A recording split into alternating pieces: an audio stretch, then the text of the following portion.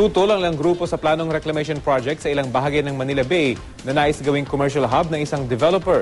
Bukod sa matatakpan umano nito ang pinagmamalaking Manila Bay Sunset, makakasira para ito sa kalikasan. Pero itinanggi ito ng mga developer sabay diing makakalikasan naman ang kanilang planong proyekto. Ang mainit na balita hatid ni Oscar Oida. Pamoso sa buong mundo ang sunset ng Manila Bay, kaya naman lagi itong dinarayo ng publiko mula pa noon.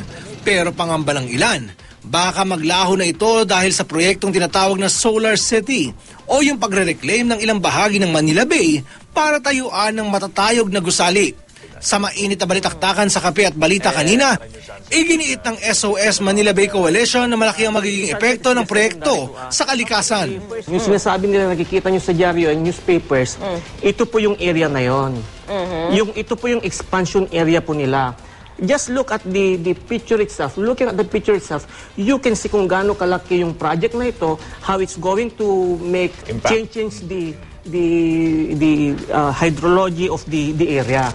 Gate naman ang pamunuan ng Manila Gold Coast Development Corporation na namamahala sa proyekto.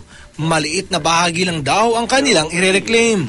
148 hectares. Ito yung na-reclaim na today, no? Ito from except for this, no? Itong golf course dito. Pero ito po reclaim, dito po yung MOA, no? Mall of Asia. Itong cultural center. Ang sa atin po ganito lang. Yung sinasabi nilang magbabaho po, yung last year yung nagkaroon ng monsoon rain. Ang binahalang po rito, itong walang reclamation sa Rojas Boulevard. Dito mga may reclamation. Dito may reclamation, wala hong baha.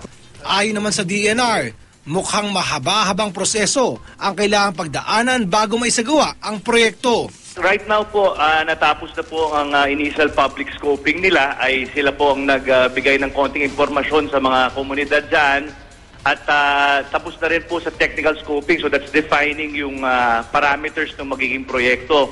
Pero sa ngayon po, sa kasalukuyan, wala pa po silang naisasubmit na environmental impact study actually na yun ang pag-aaralan po ng DNR para po mabigyan sila ng ECC. Ang lokal na pamahalaan ng Maynila, aprobado na ang proyekto basta maisubmit ng mga developer ang mga requirement para rito.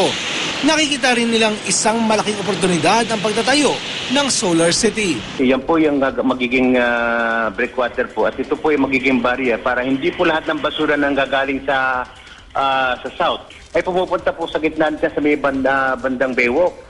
Kung magkakaroon po tayo ng mga magagandang struktura at mga building dyan na malalaki at makapagbibigay ng hanap buhay sa mga tiga Maynila at makapagbibigay rin po ng mga revenue para sa atin sa lungsod ng Maynila, malaki pong tulong yan.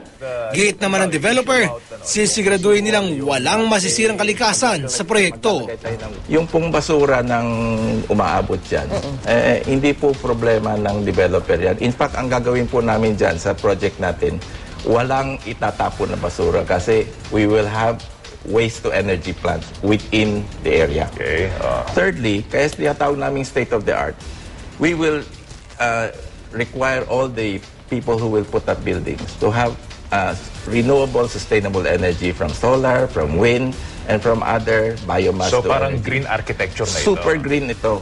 Sa pag-unlad, dalawa ang dapat isinasaalang-alang, ang kapakanan ng tao at gayon din ng kalikasan. Oscar Oida, GMA News.